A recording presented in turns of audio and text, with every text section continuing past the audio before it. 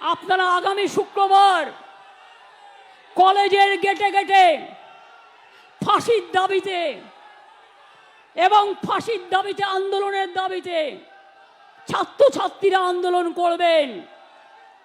আমি আমার সব ব্লকগুলোকে অনুরোধ করব, নেতৃবৃন্দরা যারা আছেন কেন সোশ্যাল নেটওয়ার্ক করেন না? পার্টি যখন করছে আপনাকেও করতে হবে। You are bound to do ইট।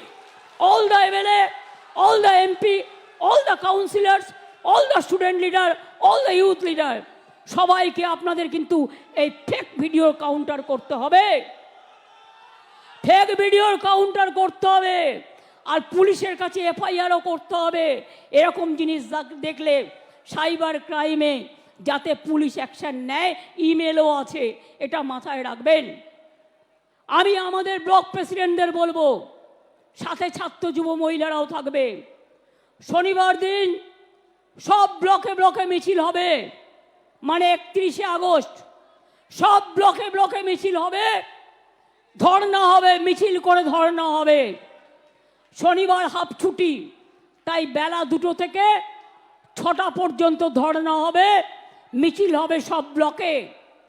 আর 1 তারিখে আমি চন্দ্রিমাকে বলবো, ছাত্রীদেরও বলবো, মেয়েরা ব্লকে ব্লকে ধর্ণা আন্দোলন করবেন ফাঁসির দাবিতে এবং আইন বদলাতে হবে। আমরা চাই মেয়েদের সুরক্ষিত করবার আইন। আমরা 10 বেল আইন চাই না। মোদির government, don't derail the train. Please remember that country is burning and we are facing because of you, because you people are not taking any lawful action and your law is very weak. Your law is only strong for ED, PML, যাকে challenge করে নেবেন, but your law is not strong about the women's security, about the capital punishment. We want capital punishment. দেখুন, এটা যদি হয়, আমি আপনাদের বলছি সব থেমে যাবে।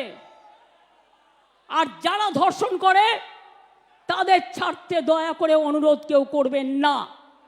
এক্ষেত্রে সেন্ট্রাল গভর্নমেন্টের আইনই থাক, আর যার আইন থাকে থাকুক। আইন যদি বেআইন হয় তাহলে আইনে রূপান্তর করবে মানুষেরা, এটা আমি বিশ্বাস করি।